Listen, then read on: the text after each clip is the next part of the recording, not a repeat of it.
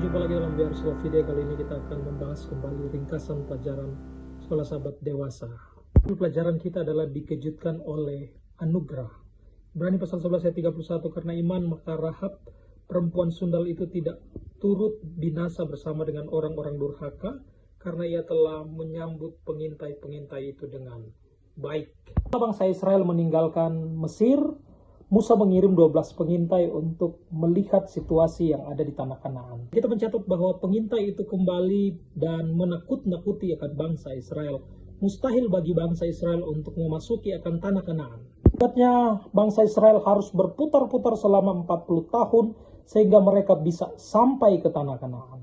40 tahun berlalu, kemudian Yosua mengirim kedua pengintai untuk melihat kembali situasi yang ada di Kanaan. Dan kalau kita melihat di sini, pengintai yang diutus oleh Yosua, orang pengintai ini memberi semangat kepada Yosua dan bangsa Israel untuk maju, karena mereka tahu bahwa Tuhan telah membuat musuh gentar. Di peristiwa pengintai ini kita bisa belajar bahwa ada kasih karunia sebenarnya yang diberikan Tuhan kepada bangsa Israel, bahwa sejatinya mereka akan tiba di Kanaan itu karena kasih karunia dan penyertaan dari Tuhan. Dan juga dari pelajaran ini kita akan melihat bagaimana kasih karunia bagi seorang Rahab, ya, wanita yang terbatas, wanita yang latar belakangnya tidak baik. Dan kemudian kasih karunia bagi orang Gibeon. Anda boleh lihat dalam Yosua pasal yang ke-9. Menariknya di sini Ibrani pasal 11 ayat 3, karena iman maka Rahab perempuan sundal itu tidak binasa bersama dengan orang-orang